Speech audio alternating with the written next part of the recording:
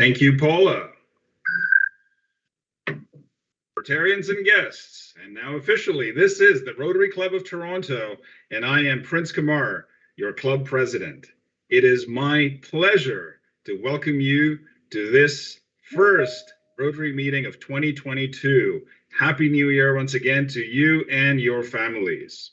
All right, we'll kick things off with the recognition of traditional lands, the invocation, followed by national anthem and the Rotary toast. At this time, I'd like to acknowledge that we're on the traditional lands of many Indigenous peoples who have walked and cared for this land for 15,000 years. They include the Anishinaabe, the Haudenosaunee, the Huron-Wendat, and the Treaty Peoples of the Mississauga of the Credit. As we gather here in Rotary Fellowship, let us all be generous in prosperity and thankful in adversity. Let us be a resource to the marginalized and to those that are struggling during these very difficult times, and be the answer to the cry of those in need. Let us act as role models to the young in our business lives, in our family lives, and as Rotarians who live by the motto, service above self. May we be thankful and offer support to those who have the responsibility to lead and to represent us. Thank you to all of you. And now, if I can have everyone to stand, if you're able, for our national anthem. Today's national anthem is by Grammy Award winner Ricky Kej.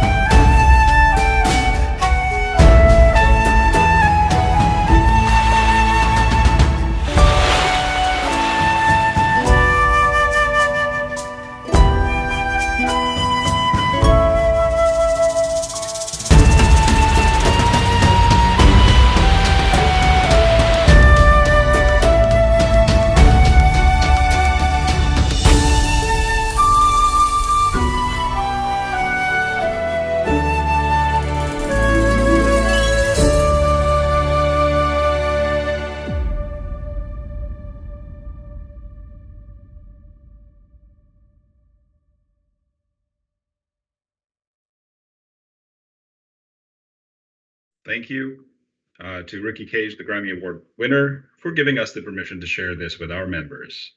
And now to Rotarians, to the fellowship, and the beautiful championing and community work that everyone is doing. Please be seated. Rotarians and guests, it is now my pleasure to introduce our head table. I'm pleased to have the following people with me today. Michelle Guy, Rotarian since 1991, classification, law practice general, lawyer, and partner, as you heard, with Coutts Crane and club past president. Now, Michelle, if you know, steps up in every single way possible. In fact, this morning at 7:30 in the morning, I heard that Michelle was with the district team planning the visit of our very own Rotary International president that's coming into town, the first woman president that's coming into town in July. Thank you, Michelle, for everything that you do. And you're absolutely right about your hobby. I love it. Thank you.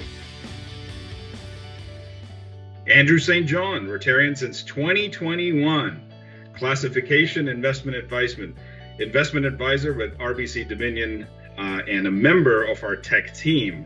Now, I can't believe that Andrew joined only in 2021. That's last year, just a few months ago. He has been involved in so many different things, whether it's technology, whether it's our service projects. He has just been a beautiful champion in doing so many things that are Rotary related. Thank you, Andrew, for your service.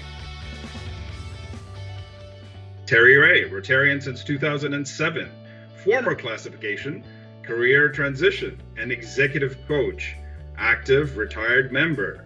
Now, Terry, I came to know of him years ago when I joined the Youth and Children's Service Committee, and I'm so glad to see that Terry is fully engaged. In fact, in our holiday hamper packing, Terry was one of the first ones to show up, get going, make sure that the carts are, the wheels on the carts are moving, and get those hampers ready. We did 500 hampers. Thank you, Terry, for your service. John Fortney, Rotarian since 1999, classification, real estate residential, realtor with Harvey Callish Real Estate, immediate past president, sponsor of our new member, Jake Tran.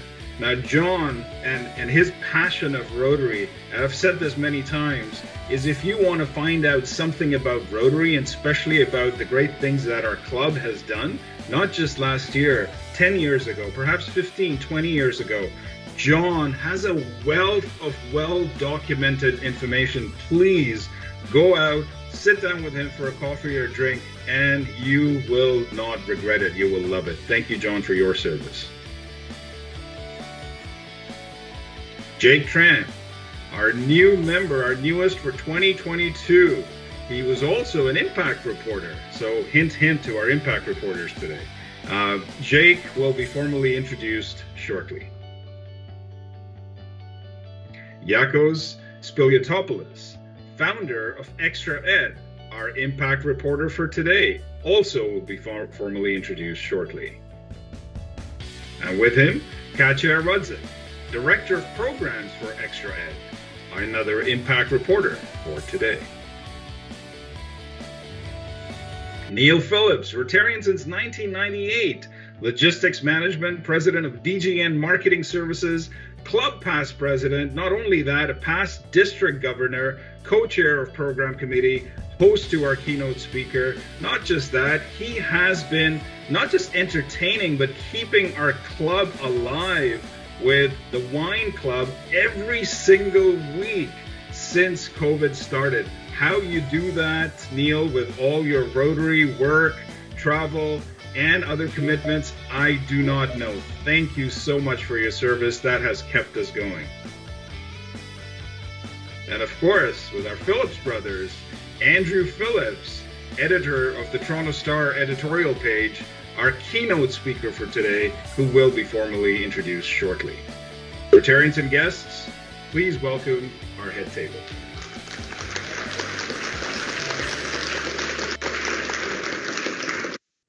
All right, next up, for our visiting Rotarians and guests. I do see we have a few visiting Rotarians from various clubs. Thank you for choosing our club for your makeup. We hope you enjoy your meeting today. And to all our guests, welcome to this first meeting of 2022.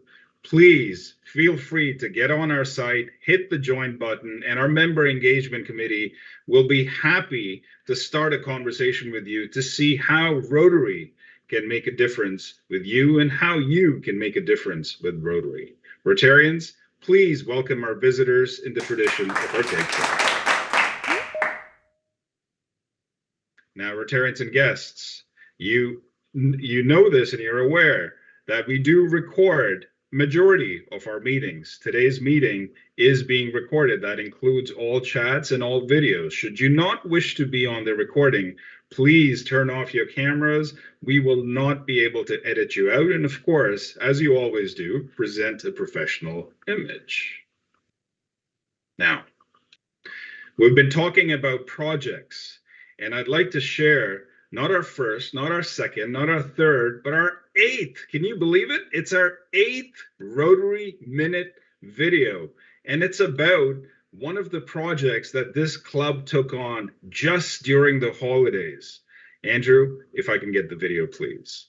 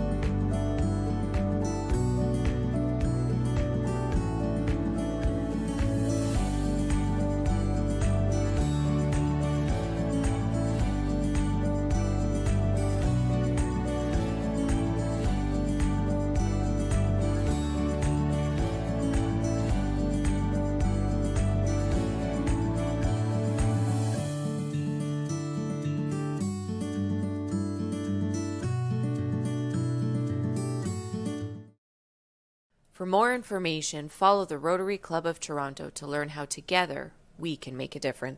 Thank you to Christina McMillan, our executive producer for the Rotary Minute videos. Now, members and guests, please do share, as you already have been, these videos on our social media networks. Now, I have to let you know, every single time, and we've been releasing these videos for the last few months, every other Wednesday on social media, and every single time a video comes out, guess what? We get a few members joining our great club, including this week. And I'm not only talking about Jake, we've got new requests coming in. We've got, I think, about 60 now in the pipeline. So the more you share, the more we grow, the more work we can do out there in the community. Thank you. Now, as I mentioned, this is the new year, and the last year, as we kicked off our 21-22 year, the club went through a lot. We went through transition, and members, you embraced it. You took on the transition, and you took it to the next level, beyond our wildest dreams. You got things done, and it was a tough year for everyone, yet you came out there and made things happen. So this year, one of the things I want to do is I want to make sure that everyone is recognized for their stellar efforts and impacts that they've made in Rotary and in service. So one of the great ideas that our past presidents, Sandy Boucher and Neil Phillips, had a few years ago was something called the Rotary Warriors. Well, guess what? For the next few months, we might be putting a pat on the back and recognizing few of our own Rotary Warriors. Today, with the new year, I am so pleased and so thrilled to recognize one such warrior.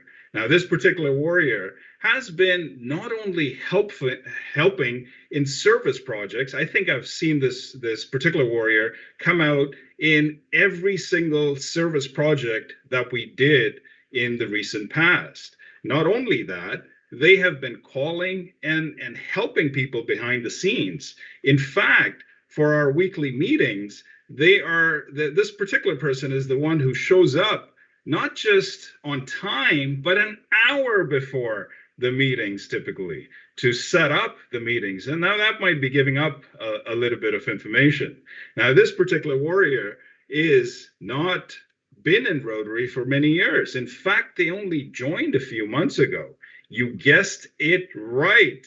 It is Andrew Phillips. Andrew St.John. Too many Andrews today. Andrew St.John.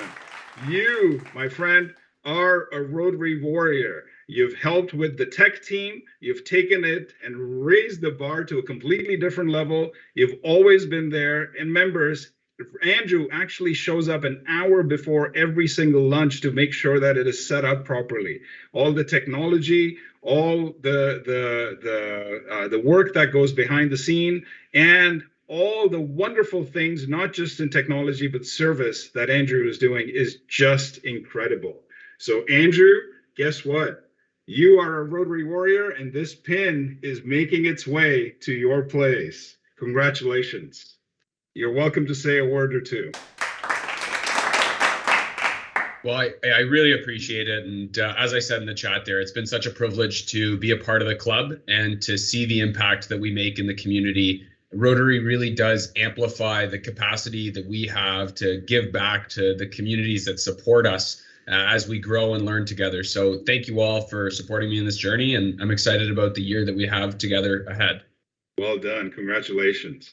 And now for another one of my favorite presidential roles. Today, in 2022, our first meeting, as I mentioned, we have a new member to introduce. And who better to make this introduction than our immediate past president and his sponsor, John Fortney. John, over to you. Thank you, President Prince. Sorry, everyone, I'm having technical difficulties. I don't have a camera, which is really kind of funny because I'm not in the city. Wasn't sure what I was going to wear today. Well, it turns out it wasn't an issue. So I'm so pleased and excited to be introducing Jake to our club today. It's an honor, and when you guys get to meet him, he's so affable and friendly, and not only is he a nice guy, but I think an absolute visionary, and what he's doing at Toronto Grace Hospital is nothing short of astounding, and it's having a renaissance under his watch, and it's great to have someone else from the healthcare field joining our club again, and who services the same community that the club services. And I'm looking forward to all of you getting to know and to meet Jake when we get over all this restriction stuff. Anyways, I'll read Jake's bio, and here we go. Jake has been the president and CEO at the Toronto Grace Health Centre since 2018. Jake brings over 23 years of experience as a clinical respiratory therapist in acute care and community settings. He has experience in complex continuing care, transitional care, wound care, respiratory care, and mental health programs. Jake Tran holds a master's degree in science in community health from the University of Toronto. He completed his advanced health leadership program and international interprofessional wound care from the University of Toronto, and is a PhD candidate from Queen's University with interest in wound prevention, care, and successful aging. He enjoys many outdoor activities with a keen interest in road cycling.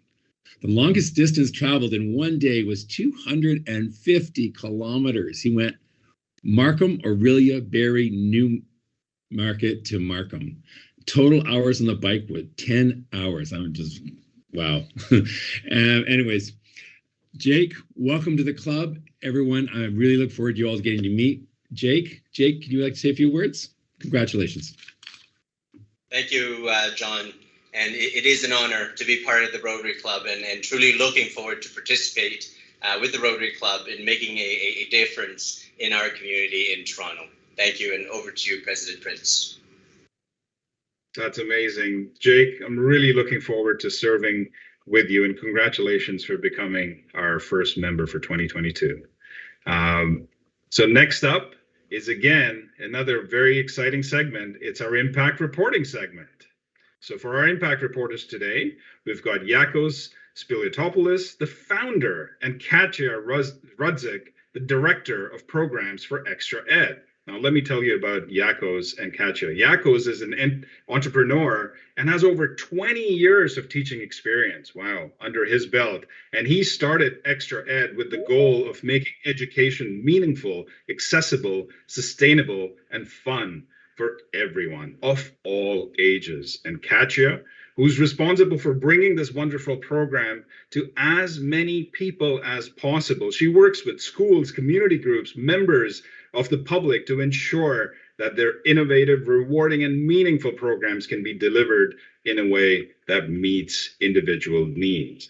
Now, of course, well qualified, she's got a master's degree in museum studies and has worked in a wide range of educational organizations over 2 decades. And what is Extra Ed, you ask? Well, Extra Ed is a social enterprise with 2 main goals. First, they aim to deliver educational programs that teach essential life skills and that positively impact those who take them. And the second is that they are devoted to making a difference environmentally. That is amazing. Over to you, Yakos. Tell us a little bit more. Thank you very much, President Prince, and thank you, Rotary, for having me.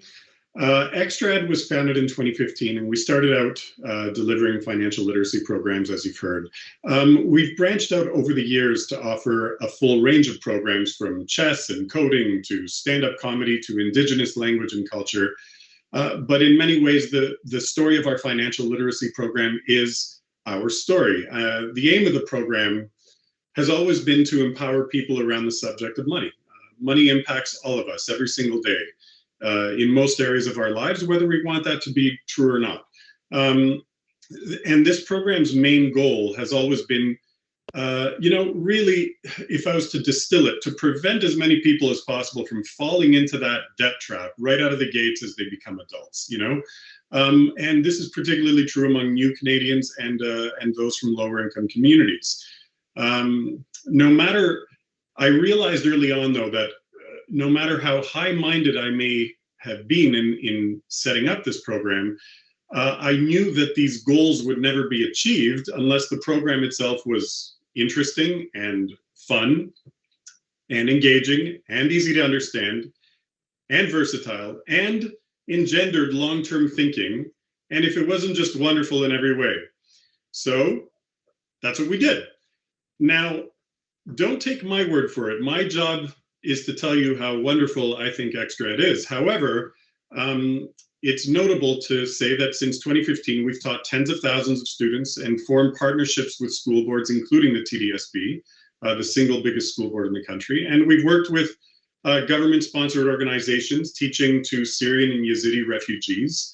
And those projects are ongoing, by the way. But most notably, we formed great partnerships with organizations like you, the Rotary Club. I happen to think the Rotary Club is wonderful, and I like to believe that, and it's with great pride that the Rotary Club has taken a gamble on us, and I hope we do well with that. And with that said, I'm going to hand it over to Katya, who can speak more about our impact. Thank you, Yakos, and I'm going to share some slides that are going to describe the impact that Rotary's donation has had on our organization and our ability to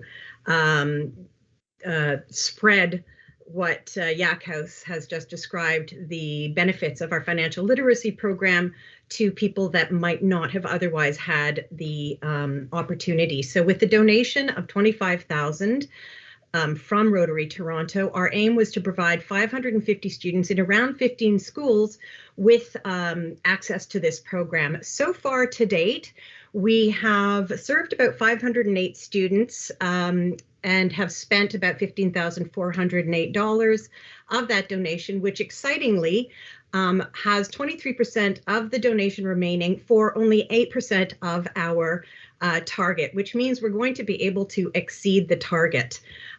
Which is very exciting. So just to describe a little bit about the people who are receiving the program, Here's a list of the schools who have actually received the program. We have some booked upcoming, and we're still in discussions with others. There's more on this on the document that I shared. And also our a method of choosing schools includes factors such as Toronto District School Board's Model Schools for Inner Cities designation, which designates schools that are located in economically depressed neighborhoods that need extra help, as well as the City of Toronto's Neighborhood Equity Index, which also identifies areas which need help. And just to put a little color to it, Blake Street School is one that serves a large Toronto community housing complex, lots of new Canadians, and they have a French section which serves some of the new Canadians from French-speaking African countries. Extra Ed was able to provide programs there in both French and English to equitably serve that population. Stylecroft Public School is in Jane Finch, and you're going to hear some of the impact that the teachers and students replied from there. As well, middle schools like Dawnview and C.R. Marchant, some of these young people who are starting to actually handle money are very grateful for a lot of the information that we've provided. The interesting thing is that in the case of C.R. Marchant, that school reached out to us having heard of the success of the program in other schools. So we were happy to. And here we have the nitty-gritty, the actual impact statements from teachers who you can read these more again in the document that I shared, but focus on the actual facts that we teach and also on how engaging the program was, and also mentioning that it's a difficult subject and that we do manage to make it meaningful. Even more fun, though, impact statements, responses of students. Grateful to Rotary for providing the program, learning about credit cards and credit scores, and enjoying the teamwork involved in the program.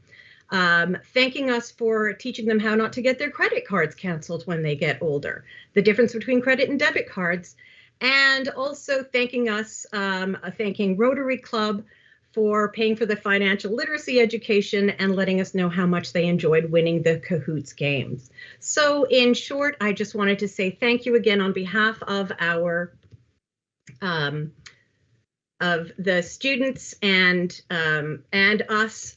And if you have any other questions about it, please reach out. It's been a wonderful experience and we hope to develop it. Well done, Katya and Yakos, and thank you so much for Extra Ed. What a wonderful way to bring financial education and literacy to people, and especially our youth where it's needed the most. Thank you so much for doing that. We're so proud of being your project partners here. Next up is our keynote speaker. And remember, members and guests, if you have questions for our Q&A section, please email them to question@rotarytoronto.com. That is question@rotarytoronto.com. For our keynote speaker, it is now my pleasure to pass the agenda over to the host of the speaker, past President Neil Phillips. Neil, over to you. Thank you, President Prince. Though I don't know, I want everybody to realize that Prince and I actually did not coordinate our wardrobes today. It looks like you've gone from President 1 to President 2. And on that email, I would like to request people, especially for today's speaker, to send in their most difficult questions possible. So those of you will have read Andrew's bio in The Voice. Andrew last spoke to us about a year ago, and at that time we thought we might not ever need to hear about Trump again. And Andrew gave us some great insight as to his own personal experiences when he first met Donald Trump. Go figure, the irony that it is almost 1 year to the day of the infamous Capitol riot, and we were reading about Trump's tirade yesterday. Andrew is a seasoned political expert with experience across Canada, was European Bureau Chief, and I am delighted that Andrew is here to speak to us today. Now, I don't know whether he's going to be giving us some insight into the year that was or the year that will be, but here we go. Over to you, Andrew. Well, thanks very much, Neil. Hello, everybody. Happy New Year, and congratulations on all the great work you do in Rotary. It's really inspiring to hear all these tales of your projects. Yeah, so here we are again. If you told me a year ago that I'd be back here with you in semi-lockdown, I think I would have screamed, but that's what we're dealing with. I sincerely hope that if I'm lucky enough to be invited back again, I'll be able to see you all in person, and we have to at least cling to that hope.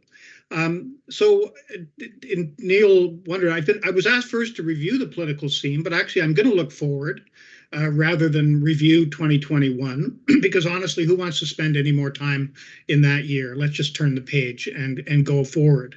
I want to start with what's a little further away, what's happening in the United States, and then move closer to home.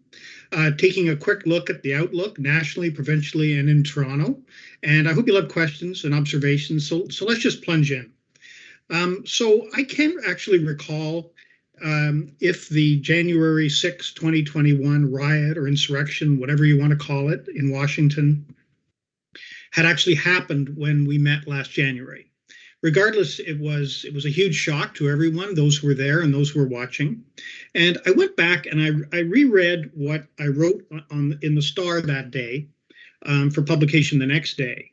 And you're doing this, as it's really happening, right? You're absorbed. This is how it works. You don't have all the information. You certainly don't know what's going to happen. All you see is what's going on in front of you. So I basically said, well, a lot of damage has been done, obvious. And, quote, the only question is how deep it goes and whether it can be reversed. And then I went on. I'm going to quote myself, if you don't mind. It's not a good habit to get into, but I'll just do it briefly in this editorial. And it went on to say, is what the world saw on Wednesday, which was Jan 6th of last year, the last gasp of a failed movement as Trump finally loses his grip on power? Or was it a precursor of something more sinister and much more dangerous, a movement that has struck deep roots and will continue to grow even after its champion has relinquished formal office? The answer will turn on many things, and one of the most important is whether this moment prompts the Republican Party to finally break the spell that Trump has had on it for the past 4 years and more. Can the party, in short, find its way back to sanity? Okay, that was the question. And then I think that was not bad for instant commentary. But the real question is, how did things turn out? And a week later, we wrote in the Star that it seemed, and this was sort of the conventional wisdom at the time, that the Capitol Hill riot was kind of a gift to Joe Biden and the Democrats, because surely with this in front of it, it had discredited Trump so thoroughly that Republicans would come to their senses, right? Well, now we know that didn't happen, right? With the benefit of a year. And on the contrary, Republicans have gone the other way, and they've become even more enthralled to Trump. And they have not found their way back to sanity, as we put it last year, as I put it. I mean, when you write editorials, you get in the habit of speaking to yourself, speaking about yourself as we. But pardon me if it's just me. And in fact, if you follow the media over the past week or so, you'd really come away with the impression that the United States has lost its collective mind. A couple of headlines from the Globe and Mail that I was reading in the last week. Quote, 2022 is the year America falls off the cliff, quote unquote. Or another one, the American polity is cracked and might collapse. We've got books coming off the press that are being published about a potential, quote, next civil war in the United States. Dramatic stuff, obviously. Some of my colleagues in the opinionating business are even talking on the Canadian side, are wringing their hands about what this will mean for Canada if it comes to that. And even one commentator, which I was reading, saying, how can Canadians somehow rescue the Americans from their situation?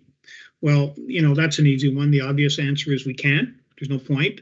And Canadians do tend to have this tendency to look south with a certain kind of, I don't know what the word is, Schadenfreude, right? That we like to think, well, we're so superior to those people, and look at them, and maybe we can help them out. But we can't do that. The situation, regardless of all this, the situation below the border is obviously serious.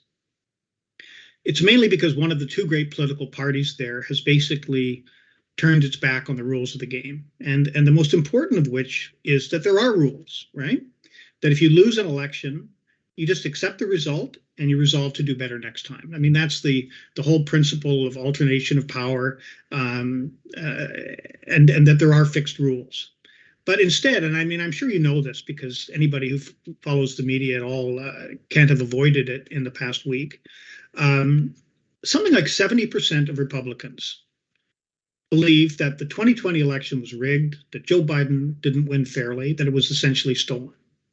And they account for maybe a quarter of all Americans, but they dominate that the one great party, and in a two-party system, that's crucial. And we know that Republican-controlled states have spent a lot of 2021 passing many measures aimed at quote-unquote fixing that. And what they regard as fixing mainly involves making it harder to vote for a lot of people and weighting things towards the Republican side. That includes restricting, making it harder to register to vote and to vote, redistricting, which is something that's gone on for many years in the United States, redrawing the boundaries of various congressional districts to make them more winnable by whichever party controls the state house. And the crucial one here is on the Republican side. And all that means that Democrats now fear, in fact, it's now Democrats who fear that the next presidential election will be rigged against them, right? And so the cycle continues as each side doubts increasingly that the system is fair. And meanwhile, everyone expects the Republicans to get back control of one or both of the houses of Congress in November. That president's party, as we know, pretty much always loses ground in midterm elections. And Joe Biden's popularity and approval rating is relatively low. It's only a question of whether the Democrats lose control of the House or the Senate or both. And so Joe Biden's, best time may already be behind him in the sense of getting things done. So, it's not a pretty picture, but we have to say to ourselves, how bad is it really? And I suppose I would say I lived there for almost 5 years in Washington in the basically the late 90s and the beginning of right after the turn of the century, the second Clinton term and the beginning of George W. Bush. And my gut feeling, and I traveled around a lot, my gut feeling is that Americans will find their way through this in some fashion. I have a feeling that I don't know whether Trump will run again. I certainly don't know whether he would win if he did. That's a long way away. And if it did, I think you probably know, it would be the first time since Grover Cleveland back in the 1880s that a president won 2 non-consecutive terms. This is something that very, very rare. It's basically been a one-off in American history.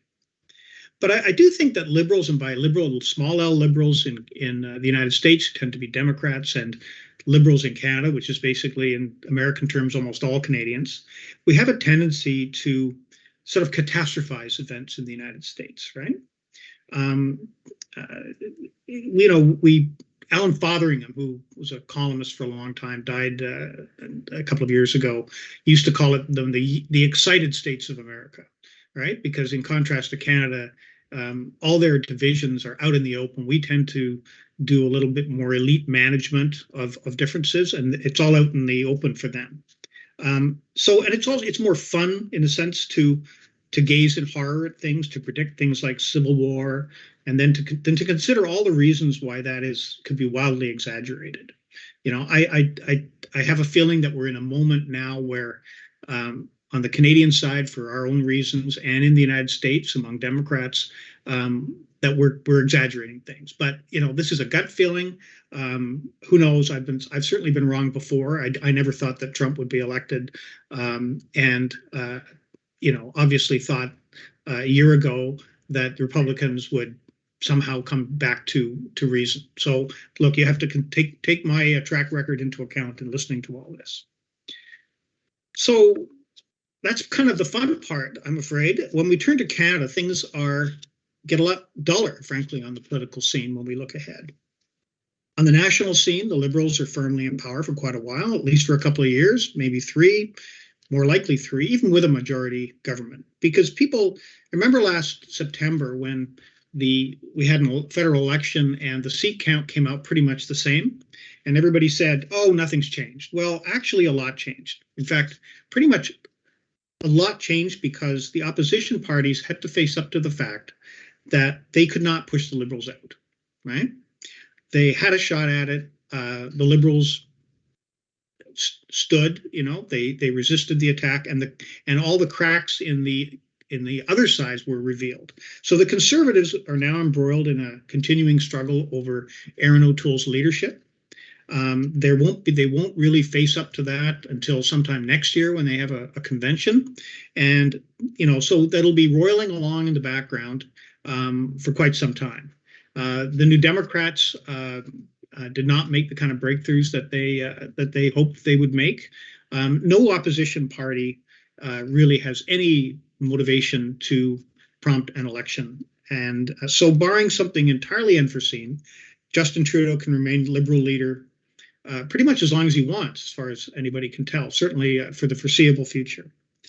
And the only interesting that I've heard lately on that front is that perhaps his heart might not really be in it, that he seems oddly disengaged from his job. Some people noted this over the holidays. He seemed late getting back into the game when Omicron struck. Other ministers were out front. Prime Minister was somehow oddly back in the background. And it could be that he's just exhausted like the rest of us. But there are signs of maneuvering for the future. It's going to happen. He's been Liberal leader Prime Minister for 6-7 years, 6.5 years at this point, Liberal leader for longer than that. So you get some maneuvering among figures like Chrystia Freeland, Jean-François Champagne from Quebec, Mélanie Joly, the new foreign minister, and a person that I personally find kind of unlikely, but people are starting to mention, Marco Mendicino from Toronto, who is now the Minister of Public Safety. And some people are starting to mention that he might be somebody who might make a bid in the future. So anyway, most of this is just pundits entertaining each other, though. And I wouldn't expect much substance on this front, to be honest. So in Ontario, of course, we will have an election on June the 2nd. And this is, now I'm just going to edit from the Toronto Star, so you just have to take that into account, right? No surprises here. If there was any justice in the world, frankly, I think Doug Ford would lose. That's a value judgment. He started off pretty well on the pandemic, but lately, and again, I'm editorializing here again, he's just lost the thread. The government's reversal between last week, if you recall, when they said schools would only close for 2 days, and the beginning of this week, where they extended the school closures, brought in all kinds of other measures and so forth, just didn't make any sense. I mean, this was like everybody was scratching their heads about this one. What on earth changed? And nobody could figure it out. In fact, the Toronto Star yesterday, front page story, very good one by our outstanding bureau chief at Queen's Park, Rob Benzie, was trying to figure out what on earth happened by talking to insiders. And if anybody can figure it out, it's Benzie, who's an extremely experienced and respected reporter. And it was, we got a few glimpses, but not really any solid explanation of what happened. And it looks like there's been disagreement within the government. But, perhaps it's just that this situation is so difficult, so traumatizing for everybody that maybe we're expecting too much from any government. But my sense at this point, and again, me editorializing again, feel free to disagree in comments. My sense is that just people are so frustrated at this point. They're kind of done with the government. They're kind of done with Doug Ford. And if there was an election tomorrow, that would count a lot. But we're not having an election tomorrow. There's still 5 months to go. And by then, by June 2nd, Omicron, God willing, will be a bad memory for all of us. The sun will be shining again. It'll be warm outside when we'll all feel a lot better than we do now. I mean, I think we all have to hope that. And I'm sure that that's what the government must hope, because, it's easy to these things always, it's easy to predict bad things for a government at a bad moment, but we're not having the election now. And of course, in addition to that, there's the fact that the alternatives are pretty poor, right? The NDP, at least in my view, hasn't done a great job in opposition. This will be Andrea Horwath's, I believe, 4th election as leader. And really, how many chances do you get, right? How many times does the public sort of give you? Are you really going to break through on your 4th try? Maybe. And then Stephen Del Duca is still complaining that no one knows who he is. And okay, here's a hint: he's the Liberal leader. The polls, for what it's worth, there have been several polls, show that the Progressive Conservatives are still ahead, not by much. It doesn't take, but you don't need a huge amount. You don't need a huge share of the vote to win in Ontario, where the vote splits up. The PCs are polling around the mid-30s. Some polls show that the Liberals are second. Some polls show that the NDP are second. But there it is. It's still the Ford's to lose, given the state of the opposition parties. But by what margin, who knows? Maybe, you guys probably have as good an idea as I do about that. So finally, come to the city of Toronto, right, where we'll also have an election. And there, it's scheduled for October, some of the third week of October, I believe. And really everything depends on whether John Tory runs again. And he used to say it would be 2 and out for him because his wife, Barbara, insisted on that. And I remember him coming to the Toronto Star editorial board at a time when we used to actually have people come into the building and sit around a table with us, right? Remember those days? And he would say pretty routinely, because people would always ask him, you're going to run again? You're going to run again? And he would say, well, if I do that, I'll end up sleeping in the basement, because his wife would be so angry at him. It wasn't worth it. He doesn't say that anymore. He's gone quite silent on the whole issue. And the people who follow City Hall closely believe now that his wife has actually dropped that, has kind of given him the green light to go ahead if he wants to. She has health issues; they're well known, but apparently she's okay with it, according to these people. I don't know her personally, and my own guess is that he will run again for several reasons. First of all, it's his for the asking if he wants it. There's nobody in sight who could beat him. It was interesting that Joe Cressy, a pretty prominent city councillor, young guy, but somebody with, who could credibly be a mayor of Toronto in the future, is dropping out of politics for the time being. He announced that, getting out of the way. Second of all, because Tory obviously loves the job, and he's pretty good at it. I find it. I think he's 1 year younger than I am, and I just find it amazing how much energy he has, how hard he works. He's just everywhere, and he's thrown himself into the COVID management in a way that's really quite impressive. The city of Toronto's done really very well at that. And the third reason, because COVID has dominated everything for the past 2 years, and I expect that he would like some post-COVID time, if you want to call it that, to build a legacy, which is what every politician wants to leave. And what people want, he wants to look back, what do you remember John Tory for, as opposed to he wasn't Rob Ford, right? And the fourth reason, because if he served a full third term, he'd go down in history as Toronto's longest serving mayor ever, and which is a bit of a legacy in itself. And for somebody like John Tory, who, arguably failed at the provincial level and ran for, he'd been looking for his spot, and being mayor of Toronto, really, it must be it. That's it. So that's the outlook. It's in America. Briefly, in the national scene, in Ontario and in Toronto, just touching the top of the waves on all these points. But what I'd like to stop now and leave some time for your questions and your observations. With politics, everybody's an expert, let's face it. And I'm sure that many of you have as much experience, perhaps you're involved in politics in some fashion, and I'm sure your comments would be very insightful. So thank you very much for listening, and back to you, President Prince. Thank you, Andrew. What a wonderful way of touching so many different topics. You've certainly got some great coverage in 2021. Well, I've got a lineup of questions for you now. So the first one comes up is, what are your thoughts and comments on what's in store for the future relationship between Trump and the Republicans? Well, as I said, at this point, he seems to have them in his pocket, right? He seems to be able to, from Mar-a-Lago, he's been they cut him off Twitter, they threw him off Facebook, but he's able to, by endorsing various candidates in primaries, in the Republican primaries, he's able to be very influential. There's all these Republicans who sort of traipse down there hat in hand to meet with him and get his approval. And, it's a classic situation where a minority, you have a party of a minority kind of controlling things.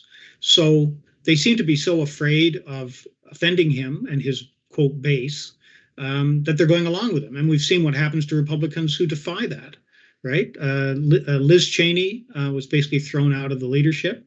No Republicans, yesterday we saw that when there were these commemorations and meetings about on the anniversary of the Capitol Hill riot, whatever you want to call it, there were almost no Republicans involved. They didn't want to be associated with something that was basically a criticism of Trump.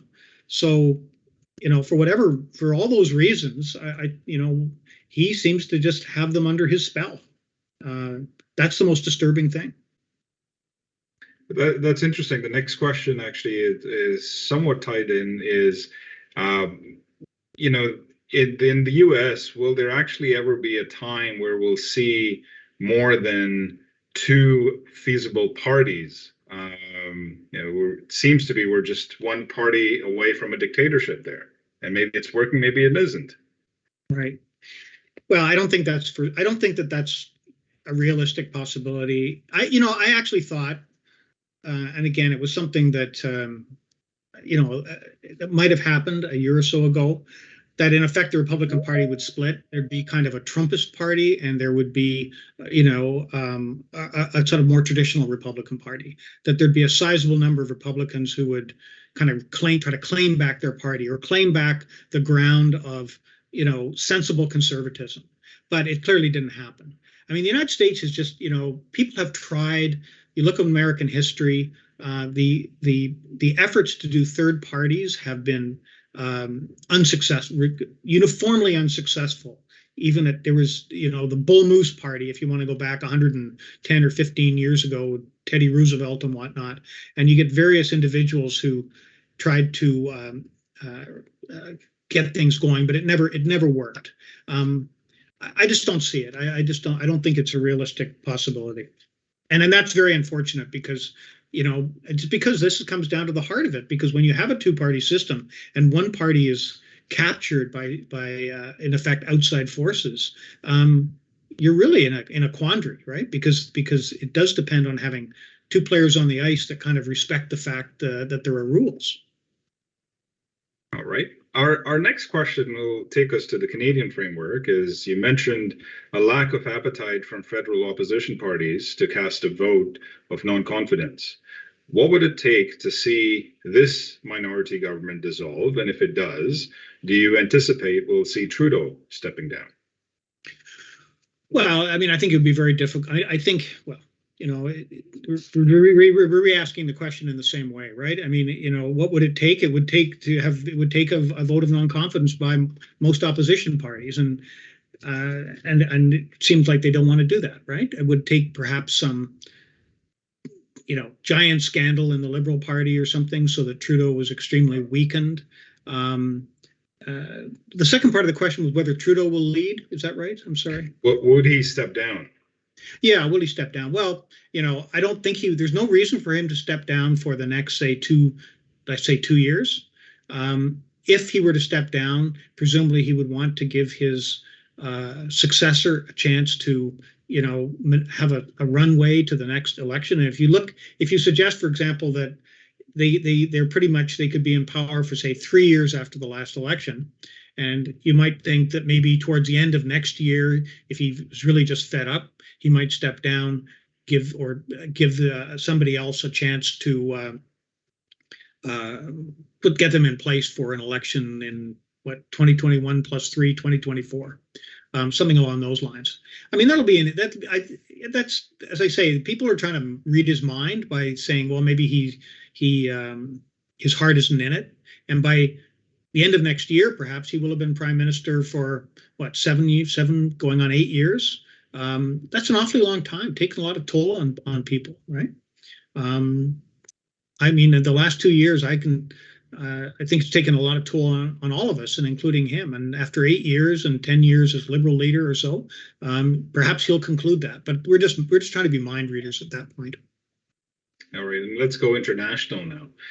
Any comment on the Australia Djokovic saga that's going on right now, or potential prediction for the upcoming Monday?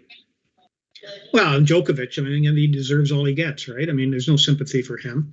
I mean, I think we're seeing a real hardening of attitudes towards people who are refusing to get vaccinated. I mean, just anecdotally, and I feel it. People tell me this, right? I think we're all finding ourselves fed up.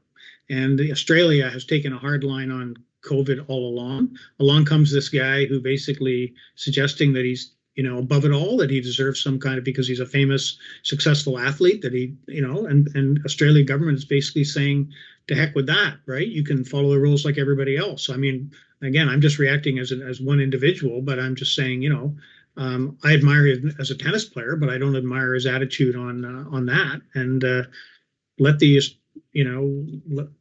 him go back to his home and to heck with it. That's not a journalist's view. That's just a citizen's view, and somebody who, like all of us, has been putting up with an awful lot through the pandemic. And speaking of putting up with an awful lot, you're absolutely right. Especially in the COVID situation, it's been completely, we've all been completely exhausted, and especially of all political leaders, and there is no win at sight, no matter what they do, especially in this unprecedented era. So, and then of course there's tons of criticism everywhere, whether it's national, international. In your thoughts, why would anyone in their right mind now join politics? That's a good question. Why would they join? Some people genuinely want to serve, right? And I'm sure they do. Some people are fascinated by the process. Some people, it could be a million reasons, right? There could be some admirable reasons, some less admirable reasons, but I think we've seen how difficult it is on an individual basis. We've seen how many politicians are subjected to a lot of abuse. There's now every opportunity to be abused through social media. We see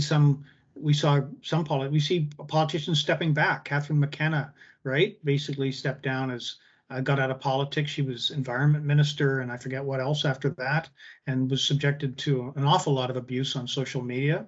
It comes disproportionately to women, clearly. I think it's really difficult. And so, I must say, I will just say this, that I spent a lot of time, writing editorials castigating politicians, and I just was very critical of Doug Ford. But I must say, on Monday, I don't know if any of you guys saw his announcement. I mean, he looked exhausted. He looked pasty-faced. He looked terrible. And Christine Elliott, the health minister, they've been going through an awful lot. And as human beings, I have to empathize at least with them, that they've taken this on. They sought it, of course, but they've taken it on. And I do not envy Doug Ford or anybody else in that position, their burden of responsibility. But nonetheless, we all have to live with the consequences of their actions. And I think that, as much as we empathize with them personally, I think we also need to hold them to account for the effects of their decisions. Now, I have, Andrew, a lineup of questions that have come up, but I'm only going to take one more, and you might be able to guess who this is from. Is, of all the events in 2021, what was the most Riley amusing? Oh my God. Oh boy, you put me on the spot. Amusing. 2021 and amusing don't kind of go together in the same sentence, I think, somehow. I'm racking my brains for amusing, and I'm not coming up with much. Infuriating, if you ask me that, or disappointing, or annoying. Amusing, boy, oh boy. There must have been something, honestly. Maybe somebody else would like to chime in, and there must have been something amusing about 2021, but I can't quite think of it. Well, not to worry with that in itself. I mean, we've gone through a lot in 2021, and I have to say thank you, Andrew. This is a first for us as well, and it will go down in the books as where we have a returning speaker. You certainly wowed us the last time, and you came back, but both times being virtual. So this is a first for us, but you certainly have been engaging us with your insights and commentary in the political realm, and I can see that with the lineup of questions that I've already gotten for you. With the time, we're not going to have to go through the other questions, but I would like to thank you on behalf of our club, and a special donation has been made in your honor to the Peer Project, Youth Assisting Youth, a community-based peer mentoring charity that matches high-risk youth with fully trained youth mentors. Youth receive consistent specialized support and gain resiliency and skills needed to overcome barriers and succeed in the face of adversity. Thank you again. This donation is made in partnership with the Rotary Club of Toronto's Youth and Children Working Group. Thank you again for your talk this time around, and we certainly hope when you're back next, you're there in person. Thank you very much. Thanks for listening. Now, I think you've started a trend, Andrew, because next Friday, we're going to continue with the trend of phenomenal journalistic speakers, and our program committee has lined up another exciting keynote speaker that you will not want to miss. The speaker, of course, is Peter Mansbridge, and his topic will be Peter Mansbridge off the record. It is going to be quite something. I had the opportunity of speaking to him earlier this week, and I have to tell you, it was nostalgic to hear his voice when he's been soothing us and telling us about national, international news for half a century. So really excited to see that. And on that note, I have an important message to share with you for this virtual meeting. That you will have your guests for Peter Mansbridge's virtual meeting next Friday, that if you have guests, please contact Carol at office@rotarytoronto.com to be allowed to be joined in. We are expecting a large number, so if you do want to bring in guests, that is totally fine, but make sure you email Carol and let her know. With that, this has been an amazing first meeting for 2022. I thank everyone who has participated and all the Rotarians that are continuing to serve beyond belief, and everyone who's been putting on these particular meetings, the program committee, marketing, tech team, everyone. Thank you, everyone. Have a wonderful weekend. We will see you next Friday. Take care. Bye-bye.